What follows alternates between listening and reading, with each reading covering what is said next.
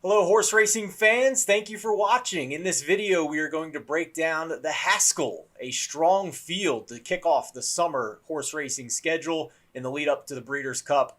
And also, we want to let you know that if you are not on TVG yet, you can get a risk-free bet up to $300. Just go to thelines.com/TVG, and you're going to use the promo code LSRTVG. Again, the promo code LSRTVG. All right, so let's start breaking down this race. My name is Steven Andrus, the managing editor at thelines.com. We'll also get some thoughts from our horse racing contributor, Dave Bontempo, who nailed the Belmont back in June.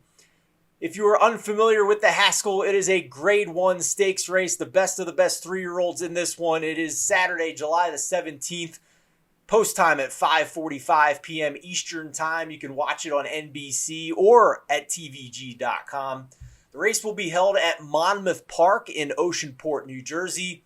The race is 1 1/8 mile long, 9 furlongs, so 1 furlong shorter than the Kentucky Derby.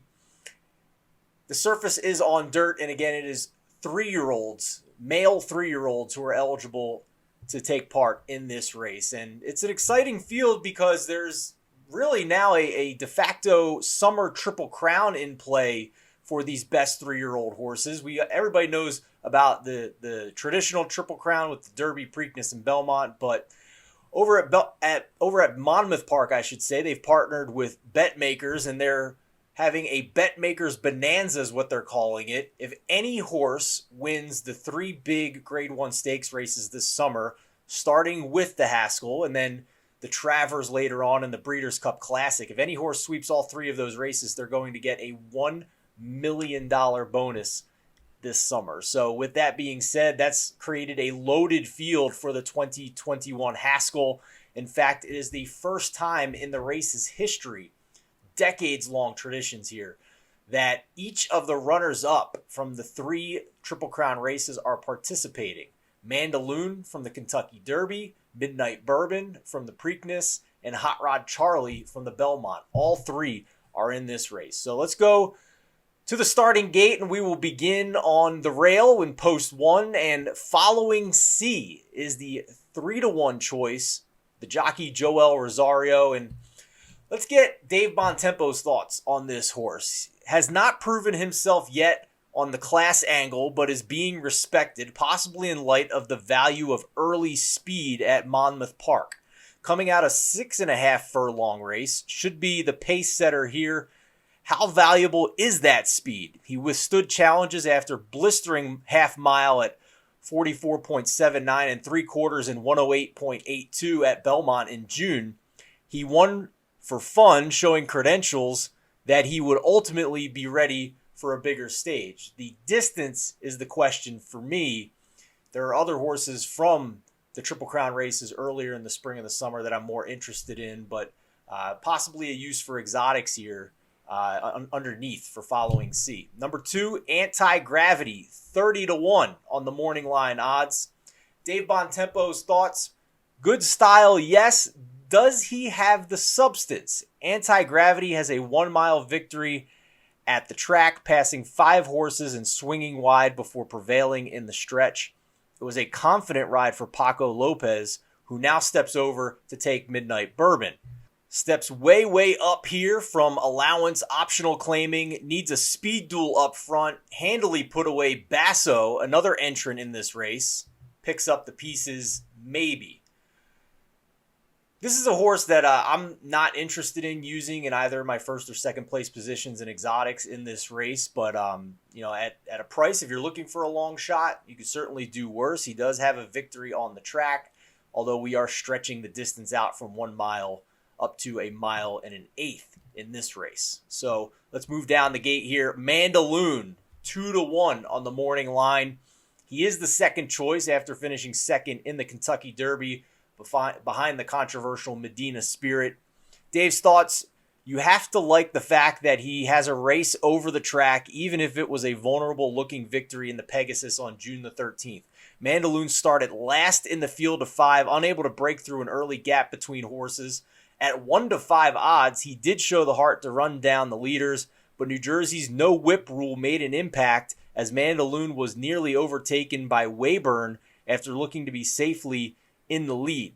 The question for me is if he can compete with the other big name horses in this race after what they did in not just one Triple Crown race, but two. Hot Rod Charlie is interesting to me, so I'll be looking elsewhere at the top of my ticket in this race. We'll talk more about our best bets at the end of this video. Let's go to post 4, Hot Rod Charlie, the 6-5 morning line favorite. And even though he has not won one of the Triple Crown races, I am extremely interested in this horse because of how awesome he looked in the Belmont. And Dave Bontempo shares those thoughts as well. Here's what he thinks about Hot Rod Charlie. How much did you love that Belmont Stakes race? Hot Rod Charlie finished second to Essential Quality after being stuck in a wicked speed duel with Rock Your World. The Belmont fractions, 22.78 for the first quarter mile and 46.49 for the half mile in a 1.5 mile race, were astoundingly fast. Hot Rod Charlie ran his best race ever in fighting for a stubborn second. I agree. When I was watching that Belmont Stakes and I saw how fast they were going at the beginning of that race on a deep track at Belmont, 1.5 miles, long distance, these horses are not used to running that. No horse in that field had ever run that distance. All the other horses up front completely faded.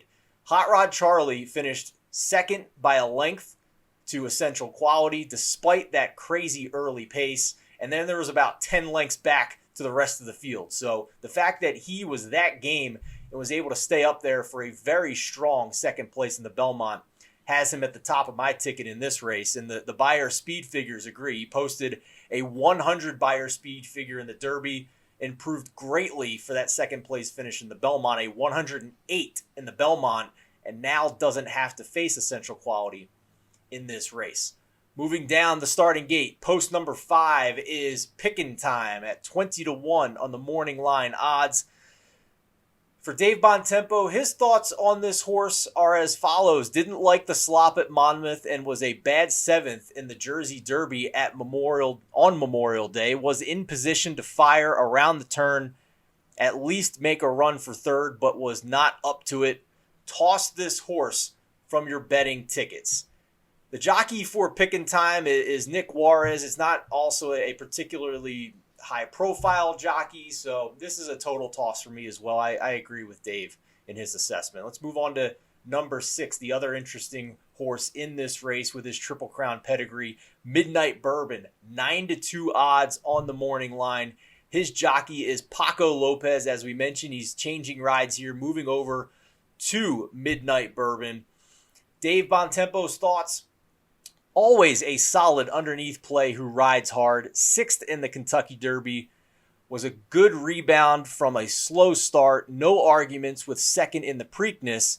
Midnight Bourbon did pass the early speed Medina Spirit, but Rombauer rolled past him with a fresh set of wheels in the stretch. Rombauer, of course, winning the Preakness after not running in the Kentucky Derby, whereas Midnight Bourbon did run in the Derby and ran in the Preakness just 2 weeks later, so didn't have the fresh legs.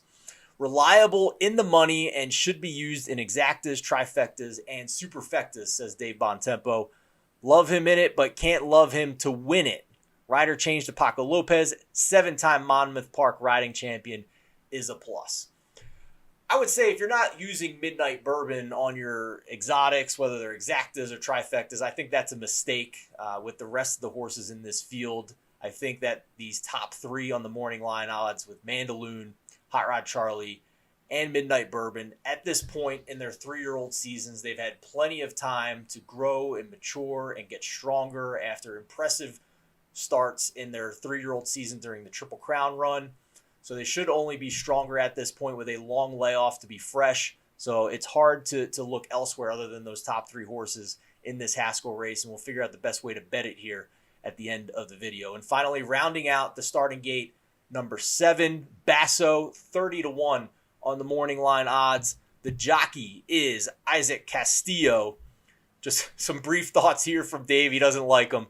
Buried by anti-gravity in an allowance optional claiming race. Asking too much. Toss. I agree. Total toss for me for Basso. So how are we looking to bet this Haskell race? Because in a situation like this, when we have three clear, strong horses at the top of the odds, it's hard to get big paydays, to be quite frank. This is not a 20-horse Kentucky Derby field where you can mix up some exactas and trifectas, maybe hit a big payday. There's only 7 horses and established horses at that. So here's how Dave Bontempo is going to bet this race. He's looking at Hot Rod Charlie for a win ticket, but he has a limit on what the odds will be. So remember, in horse racing, you get your odds, whatever that horse is, when the starting gate opens, not when you place the bet. So he's going to wait right up until around post time, maybe 10 minutes before post time. He's going to see what Hot Rod Charlie's odds are. On the morning line right now, Hot Rod Charlie is 6-5. He thinks there's a chance that Mandaloon bettors could make those odds a little bit more juicy for us on Hot Rod Charlie.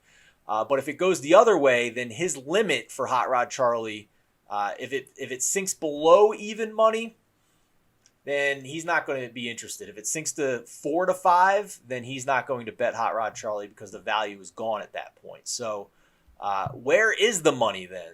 In his mind, Hot Rod Charlie, Mandaloon, and Midnight Bourbon are who you want to target in a trifecta. But a $1 trifecta box for those three isn't going to pay very much, even if you hit it.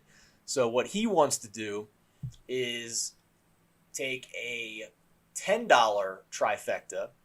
You're going to put one of those 3 horses on top and the other 2 underneath. And that combination will cost you $20 total.